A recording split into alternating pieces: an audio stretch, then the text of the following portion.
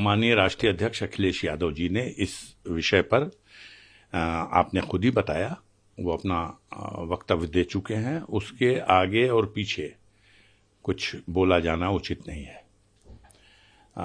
ये प्रश्न चूंकि आपने मुझसे रखा तो प्रदेश की जनता ये महसूस कर रही, देश की जनता ये महसूस कर रही है कि चुनाव के बाद से, लोकसभा के चुनाव के बाद से बहुत तेजी से जघन्य अपराधों की घटनाओं में वृद्धि हुई है और उत्तर प्रदेश में तो बाढ़ आ गई है।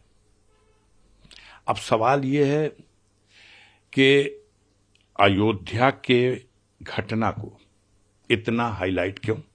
अयोध्या में विधानसभा का बाई इलेक्शन होना है, उसका फायदा उठाना।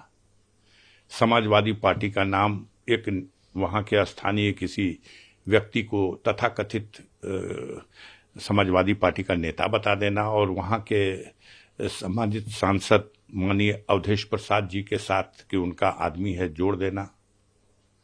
ये आम आदमी को बात समझ में आ रही है कि अगर इतने बड़े जघन्य अपराध के बाद कौन उसकी वकालत करता है? कोई भी हो, उसने आपके साथ फोटो खिंचा ली हो या मेरे साथ फोटो खिंचा ली हो, अगर इस तरह का अपराध करता है तो कानून उसके खिलाफ कार्रवाई करेगा। लेकिन यहां तो नंबर बढ़ाना है। कानून की कार्रवाई के लिए अभी आगे उसको कोर्ट के जरिए क्या होगा ये अपनी जगह है। बुलडोजर ये कार्रवाई हमारी है, इसका नंबर हमको मिलना चाहिए। इनकाउंटर ये कार्रवाई हमारी है, इसका नंबर हमको मिलना चाहिए।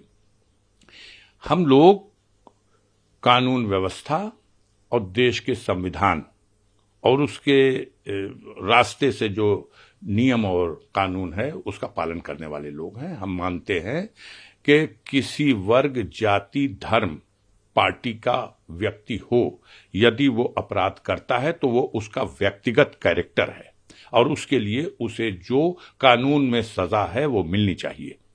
लेकिन इसके लिए किसी पार्टी को, किसी नेता को उससे जोड़ के राजनीतिक फायदा उठाने की कोशिश करना, ये इसमें उनकी दूषित मानसिकता का परिचय देता है। मैं आपसे निवेदन पूर्वक आग्रह करना चाहता हूं कि क्या अयोध्या में जो बेटी के साथ यह जघन्य घटना हुई, इस घटना की जितनी निंदा की जाए कम है, लेकिन क्या इस घटना की आड़ में गाजीपुर में करंडा थाना क्षेत्र के कोशंदेपुर गांव में जो 2.5 साल की बच्ची के साथ दरिंदे ने दरिंदगी की है, बलात्कार किया है, लड़की मरणासन है, इस घटना का कहीं वर्णन है? इस घटना की कहीं चर्चा है? अभी की घटना है, क्यों नाम नहीं लिया जा रहा उसका? क्यों नहीं नाम लिया जा रहा? मेरे ही लोकसभा क्षेत्र की दूसरी घटना बता रहा हूं, बलात्कार की घटना जखनिया विधानसभा क्षेत्र में और भुड़खुड़ा थाना क्षेत्र के अंतर्गत एक टीटी महोदय हैं। यह टीटी महोदय रहने वाले गाजीपुर के हैं, पोस्टिंग इनकी मऊ में है, उम्र इनकी 35 साल है। एक लड़की आती है दाना भुनवाने के लिए और उस लड़की को बहला फुसला के अपने घर में लेके चले जाते हैं और घर में ले जाके उसके साथ जबरदस्ती बलात्कार करते हैं। ये दरिंदा, इसका कोई नाम लेगा? कौन है? इस घटना का जिक्र होगा, पुलिस खटाखट मुकदमा लिखती है, पकड़ के जेल। इनका न बुलडोजर चला, इनके ऊपर बुलडोजर नहीं चला। बेटियां वो भी हैं जो गाजीपुर में 2 घटना घटी अभी और न इनका इनकाउंटर हुआ। अब हम थोड़ी कहने जाएंगे कि पहली घटना के लिए अशोक सिंह बिल्लू बाबा जो हिस्ट्री सीटर है करंदा थाने का, और दूसरी घटना के लिए ये जो टीटी साहब हैं अरुण कुमार सिंह, ये अरुण कुमार सिंह, वो अशोक कुमार सिंह। अब इनको क्यों छुपाया गया? इनका क्यों नहीं इनकाउंटर हो रहा? इनका क्यों नहीं बुलडोजर चला? क्योंकि इनके पीठ पे ठप्पा लगा हुआ है कि बीजेपी के लोग हैं। इनके पीठ पे ठप्पा लगा हुआ है कि हमारे मुख्यमंत्री जी के जो कृपा पात्र लोग हैं उनके संरक्षण में पड़ने वाले लोग हैं। स्वजाति लोग हैं, इसकी चर्चा थोड़ी होगी, इसकी चर्चा होगी। ऐसे कैसे चलेगा? गाजीपुर में ही हमारे गौरी शंकर चौरसिया जी, गहमर बहुत बड़ा गांव है, एशिया का बिगेस्ट गांव, वहां के एक शरीफ सज्जन इंसान है, उनकी बेटी को, नाबालिग बेटी को उठा ले गए, थाने के चक्कर लगा के दौड़ दौड़ के थक गए। एफआईआर है, नामजद एफआईआर है, आज तक गिरफ्तारी नहीं, आज तक गिरफ्तार नहीं हुआ अभियुक्त, और न लड़की बरामद की गई। मैंने खुद इस विषय में जनपद में जो पुलिस के कप्तान के साथ मीटिंग हुई, उस मीटिंग में मैंने इस बात को खुद उठाया, आज तक नहीं हुई। अब कैसे कहा जाए कि इन लोगों ने अपराध करने वालों के विरुद्ध कार्रवाई करने में भी श्रेणी बना दी है। अगर भाजपा का झंडा ढोने वाला, झंडा उठाने वाला अगर कोई काम गलत से गलत अपराध कर दे तो उसकी तरफ मत देखना,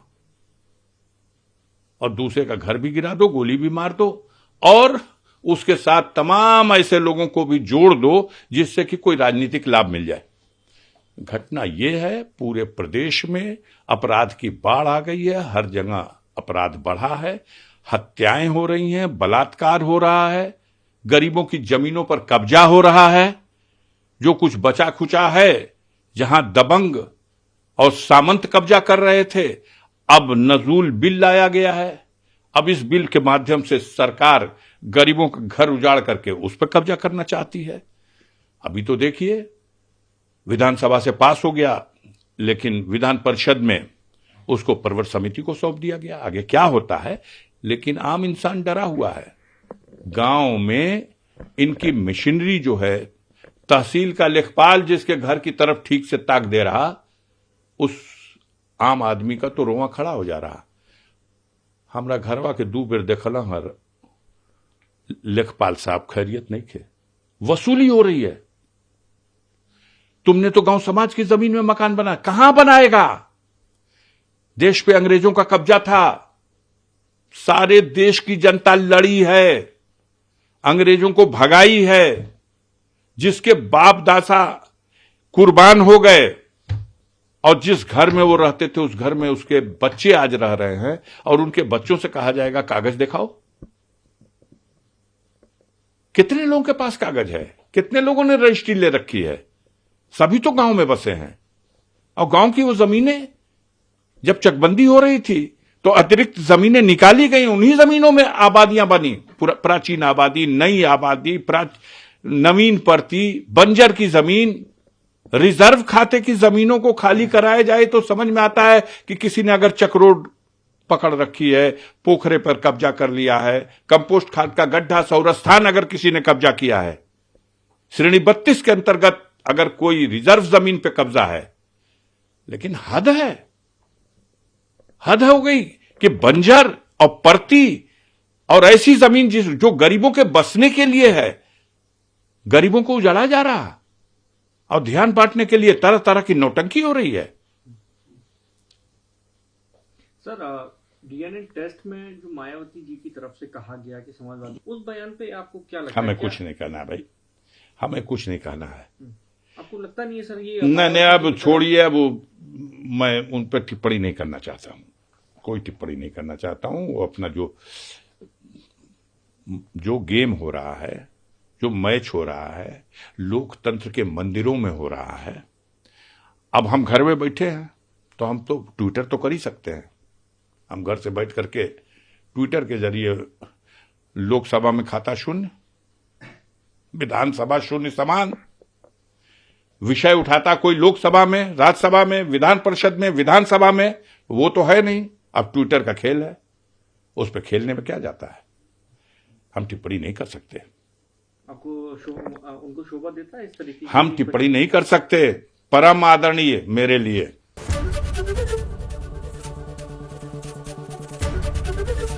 एबीपी गंगा, खबर आपकी, जुबान आपकी।